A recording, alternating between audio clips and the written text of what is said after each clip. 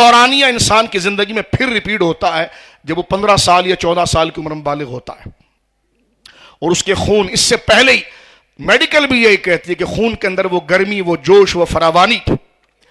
اور اتنی تیزی آ جاتی کہ پھر وہ زندگی لوٹ آتی ہے، پھر اس کو صرف نقش اور رنگ اور اندر کی کیفیات اٹریکٹ کرتی ہے۔ اس وقت کالج یونیورسٹی کا استاذ، مسجد کا عالم دین، مرشد، گھر کے ماں باپ اب اس کے لیے پھر کود پڑیں اس کو بچانے کے لیے، جیسے اسے 2.5-3 سال کی عمر میں بچا کر 7-8 سال تک پہنچایا تھا، یہاں اس کو بچائیں تاکہ 20-21 سال کی عمر تک وہ چلے۔ جب یہ اس کی طبیعت یوٹیلائز ہو جائے، بیلنس ہو جائے، تو وہ سمجھے کہ میں ابھی آپ میں سے کتنا بندہ اپنی غلطی کا اعتراف کرتا ہے، لیکن اس عمر کے اندر اسکولوں کا حال، کالجوں کا حال، مخلوط محفلیں، فلانا، یہ تمام چیزیں ننگی تلوار اس کے ہاتھ میں دے دی جائے، بیٹا تو ہے، تو پھر وہی ہوگا جو آج ہو رہا ہے، بد اعتمادی، بد عقیدگی، ماں باپ کی نافرمانی، کرپشن، غصہ، دھونس،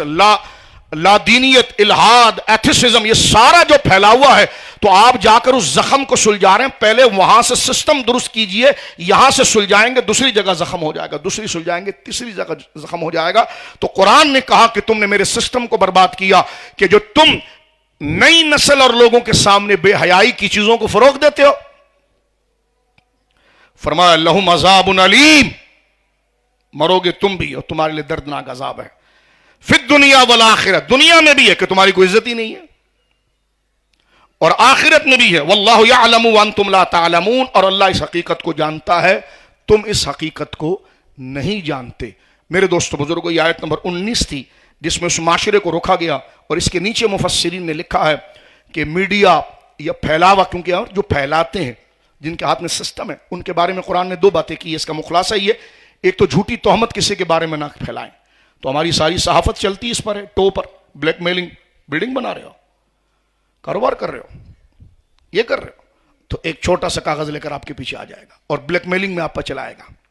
اس آیت سے ان بلیک میلروں کو بھی روکا گیا ہے جو بلا تحقیق، ہاں اگر قصوروار ہے تو قانونی چارہ جوئی ہو، اس سے کون منع کرتا ہے، لیکن بلیک میلنگ کرنا کسی کے ذاتی معاملات جس سے کسی دوسرے کو کوئی نقصان نہیں، اس کو افشاں کرنا، سوشل میڈیا پر پوسٹوں کے ذریعے، دیگر چیزوں کے ذریعے اس پر کتابیں تحریر کرنا، اس کو آویزہ کرنا، ٹھیک ہے۔ کچھ بدتمیز تو ایسے ہیں جو اپنی ڈیوٹی پوری کرنے کے بعد خود کتاب لکھتے ہیں کہ ہمارا راز سے تعلق تھا، پھر ہمیں کہتے ہیں پاکستانی بنو، پوری کتابیں موجود ہیں، آپ پڑھ کے دیکھیے، بڑے بڑے عہدوں پر ہوتے ہیں، پھر وہ کہتے ہیں کہ ہمارا تو راہ سے بھی تعلق تھا، تو ہم تو ان سے بھی مل سکتے، ان سے بھی۔ ایک تو وہ ہیں جو خود اپنے گناہ کا اعلان کر دیتے ہیں، لیکن ایک ہے یہ کہ بے قصور لوگوں کے رازوں کو پھیلاتے ہیں، جھوٹی تہمتوں کو عام کرتے ہیں معاشرے میں۔ ایک وہ اس آیت کا مخاطب ہے، اللہ مجھے اور آپ کو بچائے، اور دوسرا وہ ہے جو فحاشی، چاہے وہ فلم و ڈراموں کے ذریعے سے ہو،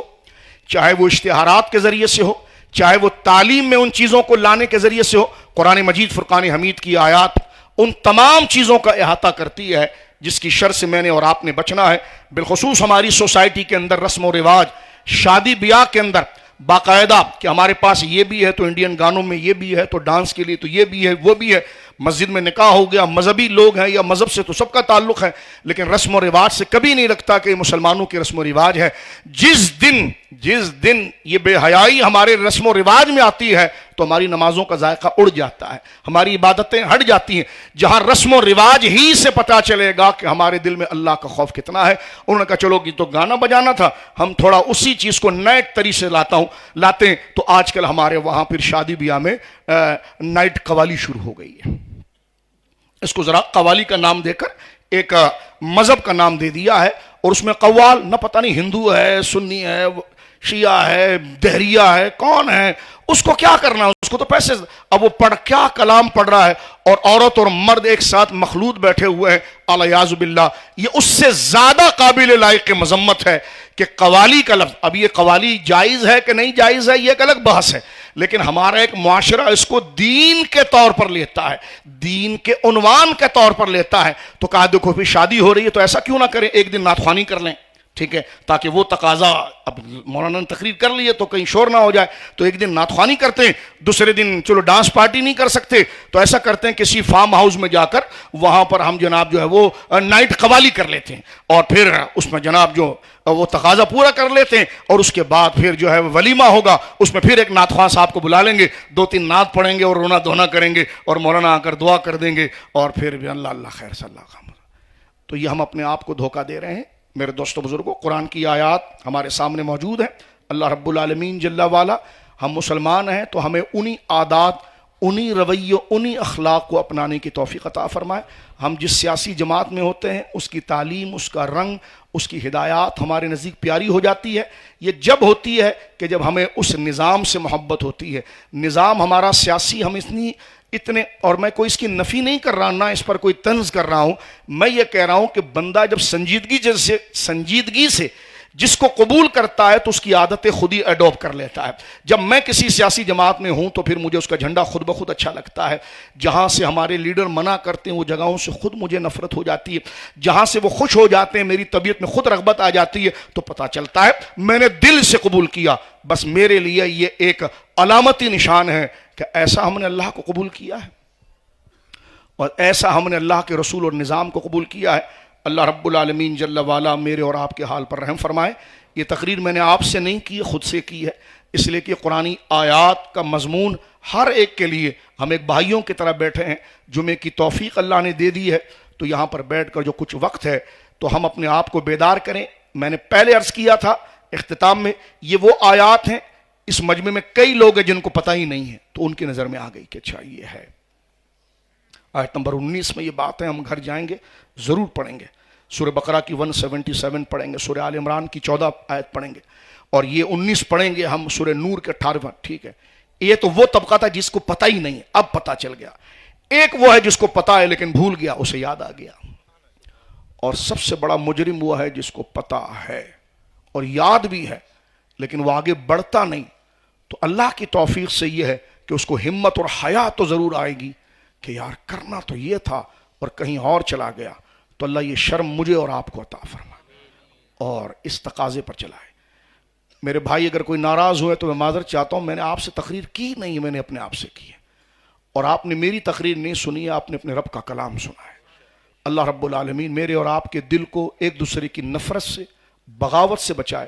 جو مقصد زندگی ہے اللہ مجھے اور آپ کو اس پر رکھے۔ اسی دعا کے ساتھ، ہم کمزور، لاغر اور بیکار لوگ ہیں، لیکن حضور کی جو دعا ہے اسی دامن کو پکڑ کر کے، یا اللہ اگر تو نے بخشنا نہیں ہوتا نا تو یہ مجمع میں اس آیت کو اتنے تحمل سے بیان اور سننے کی توفیق بھی نہیں دیتا۔ اب اگر تو نے دی ہے تو مولا بس اس پر چلا تو مولا۔ اور حضور کی وہی پاکیزہ دعا، کعبہ شریف اور گنبد خضرا کا تصور آپ اپنی آنکھوں میں بٹھائیے اور پڑھ لیجیے، اللہم ارنا الحق حقا وارزقنا اتباعہ۔ یا اللہ مجھے حق اور سچ بتا دے جیسا وہ ہے، اور پھر اسی کا متبع کر دے، اسی کا پابند کر دے۔ وَأَرِنَا الْبَاطِلَ بَاطِلًا، اور جو باطل اور تجھے اور تیرے دین کے مخالف اور ناراض کرنے کی چیز ہے اس کی ہر بدی میرے سامنے کھول دے۔ وَارْزُقْنَا اجتنابا،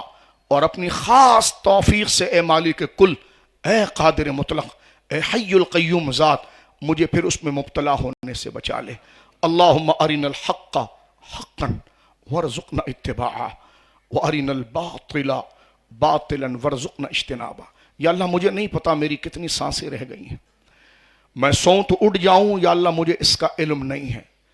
یا اللہ میں کفر کو پسند نہیں کرتا، یا اللہ ہم کفر کو پسند نہیں کرتے، تیری ناراضگی کو پسند نہیں کرتے، تیرے حبیب کو ناراض کرنا پسند نہیں کرتے، اسلام کی بدنامیوں پسند نہیں کرتے۔ مولا کریم، یہ زبان سے کہتے ہیں، دل کو لانا ہمارے بس میں نہیں۔ مولا ہم نے اعلان کر دیا تیرے گھر میں یہ دور و دیوار ہمارے لیے شفاعت کا ذریعہ بن جائے، قبر و حشر کی عذاب اور سختی سے بچا لے، اور دنیا و آخرت میں تیری رضا دے دے، عمل کی توفیق دے دے، ریاکاری، کسی پر تفوق، کسی پر کبر لے جانے کی عادت سے یا اللہ محفوظ فرما دے۔ اہدنا الصراط المستقیم صراط الذین انعمت علیہم غیر المغضوب علیہم ولا الضالین، آمین۔